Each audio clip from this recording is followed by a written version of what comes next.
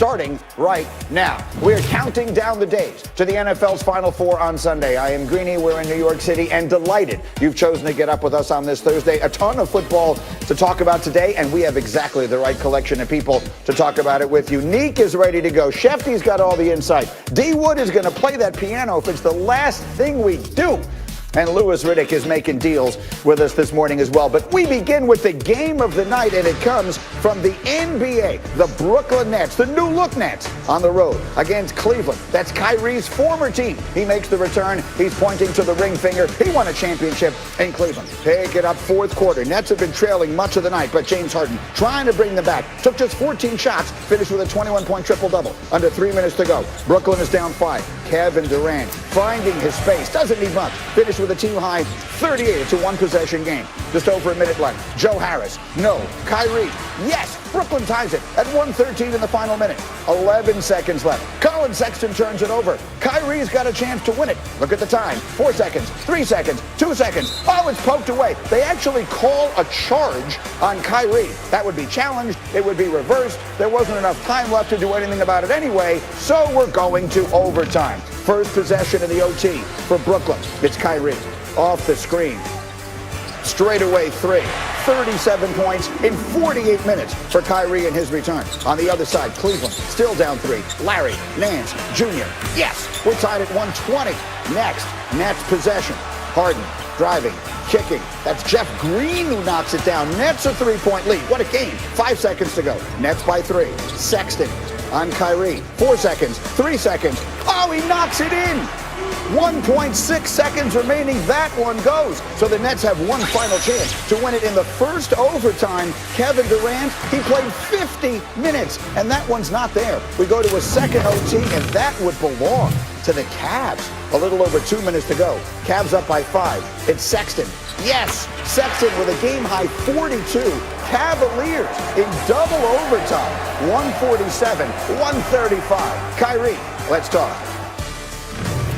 You know, we'll have good nights, we'll have great nights, but it's how we galvanize this group together and how we sacrifice and compromise for the greater good. Great glimpses. We started off the game very, very, very good.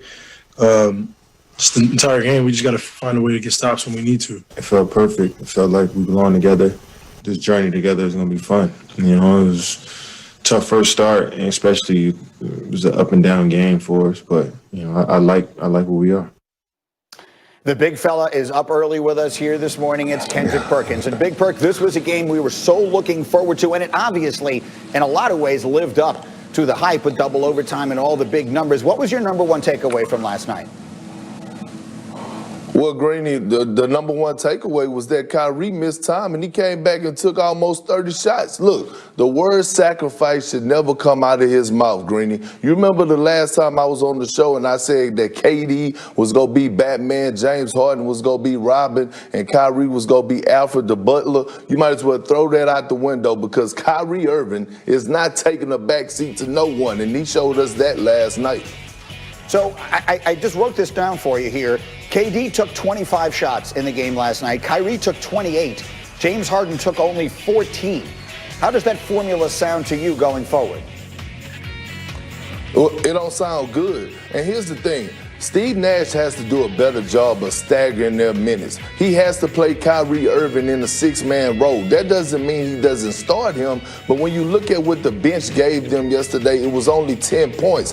Bring Kyrie back in with that second unit and let him rock out, because he's not passing the ball. On top of that, you're going to need a guy like Joe Harris to come up big for you in the playoffs. And last night, his shots wasn't there. They wasn't finding him to get good looks, and they're going to need him. So Steve Nash is going to have to address this team like a mannequin and let them know that sacrifice, team ball, all three of these guys need to be taking under 20-shot attempts a game in order for this to be a success, in my opinion. And we will all pay all the attention in the world, and understandably, to that side of the floor. But at the end of the day, the Cavaliers came into this game as the worst offense in the NBA.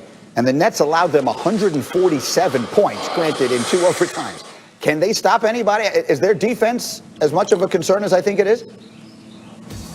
Hell yeah, it is, Green. Look, right now the Nets can't stop you, Dan Orlovsky, Big Damian Woody, Big Marcus Spears, and Ryan Clark at LA Fitness. They cannot guard anybody. And look, I said this when they traded Jared Allen, that they were going to miss him, and they did. When you watched them last night, they moved Kevin Durant to the 5, and that wasn't a good look. The Cleveland Cavaliers shot 50% from the field, 50% from 3, and let's just not go get it. So, I mean, I don't know if they need to, go over schemes or defensive schemes or whatever they need to do, but they got to figure it out right now on the defensive side.